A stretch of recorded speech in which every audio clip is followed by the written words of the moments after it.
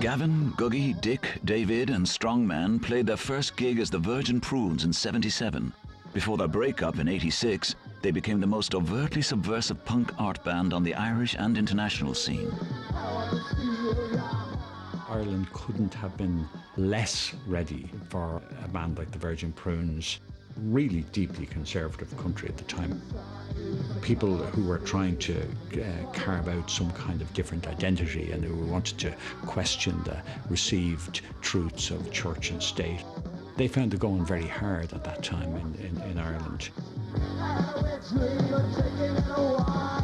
So yeah, around the table in Boland's kitchen we thought, look, let's put a second band together, you know. So we decided then, okay, who was going to do what, you know. We picked Strongman because he looked like a bass player. We had the lineup of the band.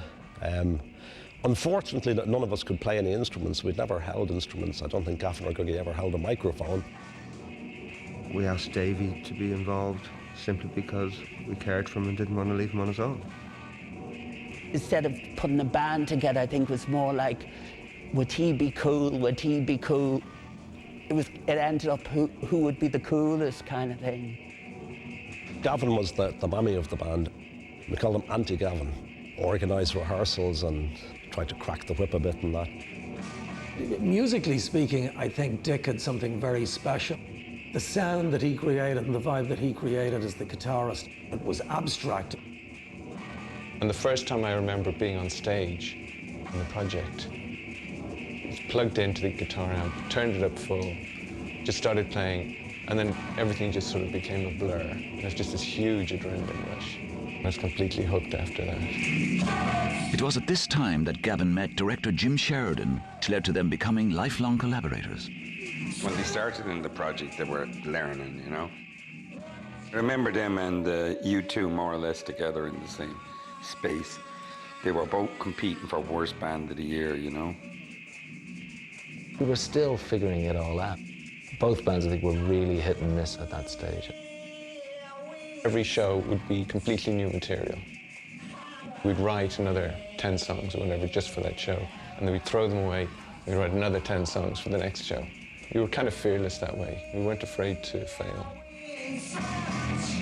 Gavin Friday was the main musician in the Prunes. I mean, Dick was a very good guitar player, but in terms of sensibility and in terms of an understanding of the craft, Gavin was the man.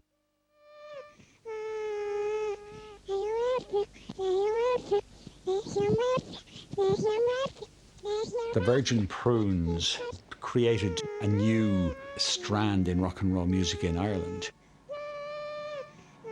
They were really Ireland's first proper art rock band. Every gig was a sort of a visual feast. My real interest would have been performance, makeup, costume. Myself and Gav would have very much worked together very intensely on that. And then Gav would have worked with the musicians also, so he would have been the glue between, and the driving force, without a doubt, between the music and the visuals. I really didn't know what I was doing. I was making it up as I was going along, and it was justified by whatever I was feeling. And sometimes those feelings were extreme.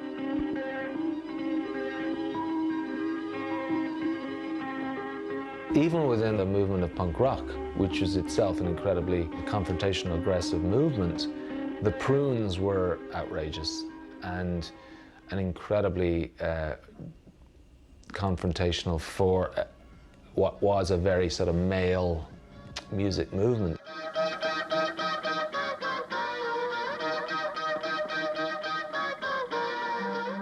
The Virgin Prunes experimented with androgyny in a way that was quite shocking for a lot of people. They deliberately played it up so that people might think Gavin was gay, a deliberate sense in which he liked to create that ambiguity, because ambiguity can be a powerful kind of weapon. A lot of people resented this sort of aspect of the prunes. How dare you even categorize me? You don't know me.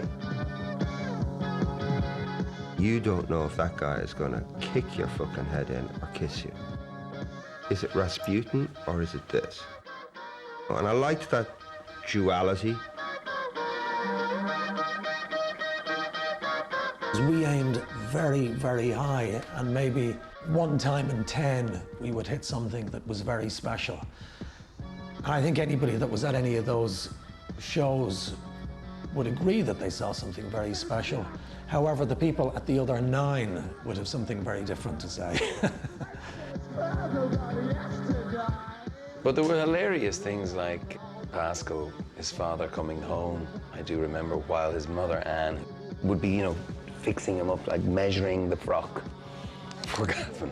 And it's just, for a man from Dublin who'd sent his son to the Christian Brothers to turn him into a man, it must have been an absolute shock.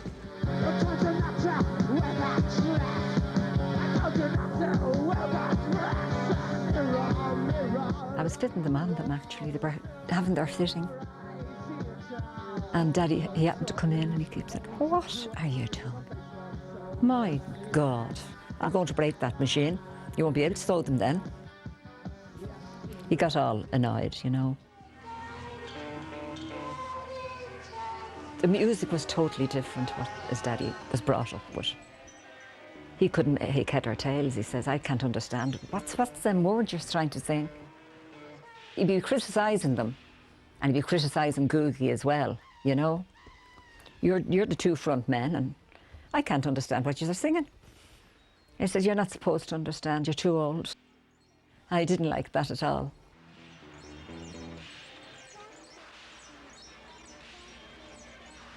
It became my outlet, the band.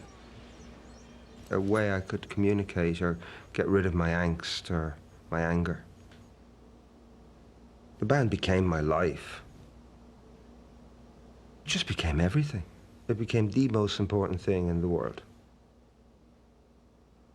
It was an incredible experience. I mean, it was a real eye-opener. It was our 3rd level education, the Virgin Prunes. There's no doubt about it.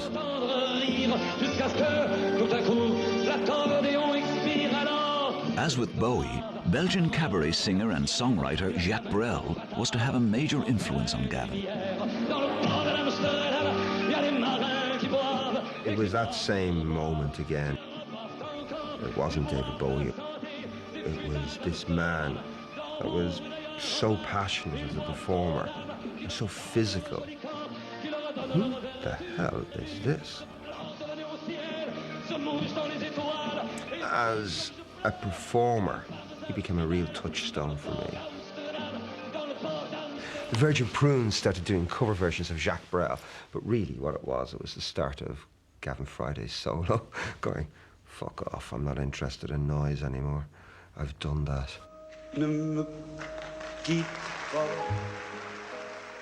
In the early stages, it was very intense. It was very,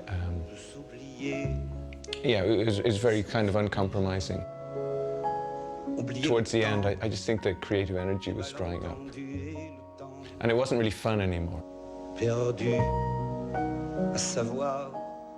After I left, they were shit.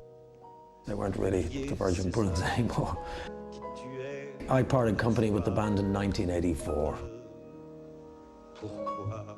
The last tour we did, June of '86, we had signed to a new booking agent, and the bookings were great.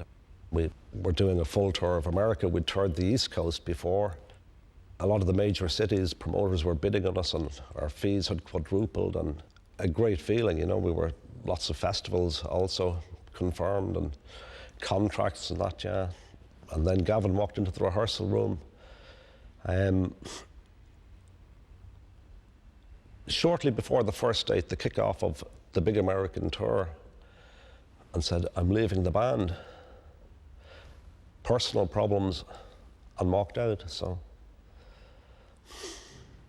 The end of the Virgin Prunes was a bloody fucking disaster. We didn't break up, we sort of went, We just sort of imploded on each other.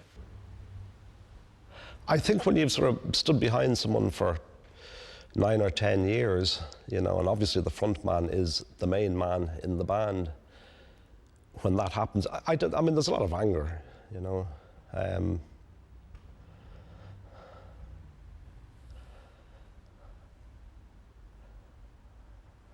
It's probably like, I'm sure that there's similar emotions to a marriage breaking down, you know, it's